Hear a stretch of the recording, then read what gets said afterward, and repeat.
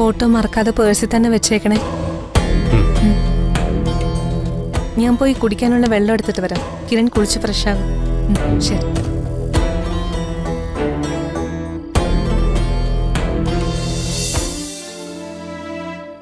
അവിടെയൊക്കെ അങ്ങോട്ട് തിരുമെന്ന്.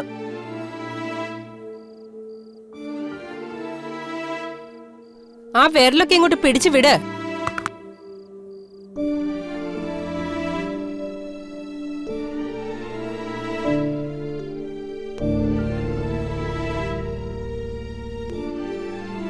എടി, ഇവിടെയൊക്കെ നല്ലോണം ചെയ്.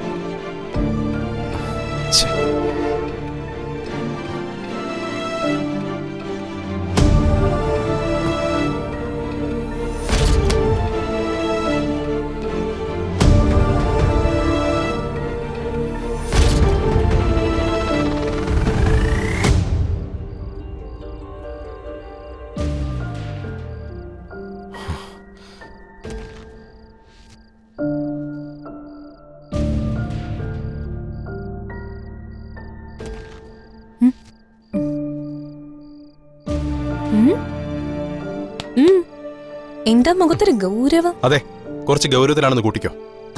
എന്താ കാര്യം? പറ കിരൺ, കാര്യം പറയാതെ ദേഷ്യം കാണിച്ച എനിക്കെങ്ങനെ മനസ്സിലാവും? കിരൺ, ശരി, കാര്യം പറഞ്ഞേക്കാം. എന്താ മതിയോ? ഒന്ന് പറ സർ. താൻ എന്തിനാ അഷിതയ്ക്ക് വേണ്ടി ഒരു ജോലിക്കാരിയെ പോലെ ഓരോ പണികൾ ചെയ്യുന്നേ? ഓ, അതാണോ കാര്യം? അതെ, അത് തന്നെയാ.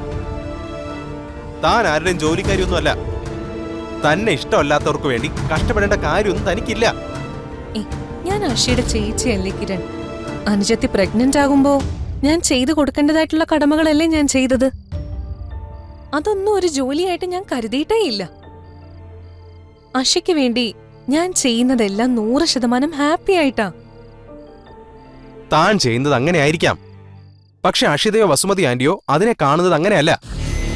അവര് തന്നെ ഓരോന്ന് പറഞ്ഞ് ചെയ്യിപ്പിക്കുന്നത് കണ്ടിട്ട് എനിക്ക് തന്നെ എന്തോ പോലെ തോന്നുന്നു. അത് കിരണിന് എന്നോടുള്ള സ്നേഹക്കൂടുതൽ കൊണ്ട് തോന്നുന്നതാ. വെറുതെ ഈ ചെറിയ കാര്യം മനസ്സിലിട്ട് വലുതാക്കണ്ട. എനിക്കത് ചെറിയ കാര്യമൊന്നുമല്ല. അഷിയും ചെറിയമ്മയും എന്നെ എങ്ങനെ കണ്ടാലും അവർക്കൊരാവശ്യം വരുന്ന സമയത്ത് ഞാൻ അവർക്കൊപ്പം ഉണ്ടാവുക തന്നെ ചെയ്യും. എനിക്ക് തന്നെ മനസ്സിലാവുന്നുണ്ട്. പഴയതുപോലെ താൻ അവർക്ക് മുമ്പിൽ താണു വണങ്ങി നിൽക്കുന്നത് കണ്ടപ്പോ എന്തോ പോലെ തോന്നി. അതുകൊണ്ട് പറഞ്ഞതാ. പിന്നെ ദുർഗ, നമുക്ക് നാളെ രാവിലെ തന്നെ രാമേന്ദ്രൻ അങ്കിളിനെ കാണാൻ പോണം. കിരണിന്റെ അമ്മയുടെ ഫോട്ടോ കാണിച്ച് കിരൺ ആരാണെന്ന് അദ്ദേഹത്തെ ബോധ്യപ്പെടുത്തണം.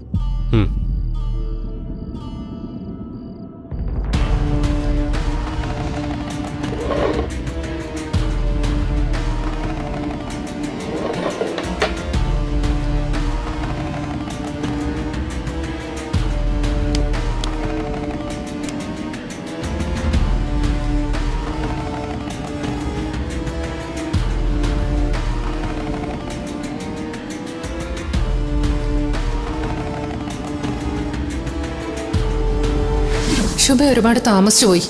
മഹിയേട്ടൻ മറ്റൊരു വിവാഹം കഴിച്ചു.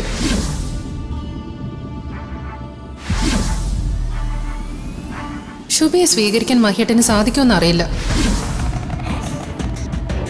ശുഭയുടെ മോനാണോ നീ? നിനക്ക് ജന്മം നൽകിയത് ആരാണെന്ന് തെളിയിക്കാനുള്ള തെളിവുകളെല്ലാം എന്റെ കയ്യിലുണ്ട്. നിന്റെ അച്ഛനെ കൊണ്ട് നിന്നെ എങ്ങനെ അംഗീകരിപ്പിക്കണമെന്ന് എനിക്കറിയാം. പക്ഷെ വരുമ്പോ അമ്മയുടെ ഒരു ഫോട്ടോയും കൂടെ കരുതണം.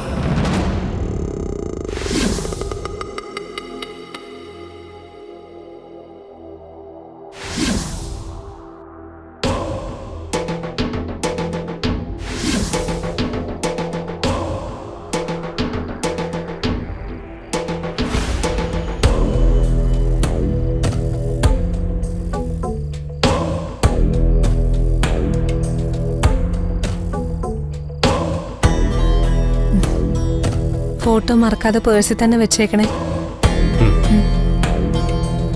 ഞാൻ പോയി കുടിക്കാനുള്ള വെള്ളം എടുത്തിട്ട് വരാം. കിരൺ കുളിച്ച് ഫ്രഷ് ആകും. ശരി.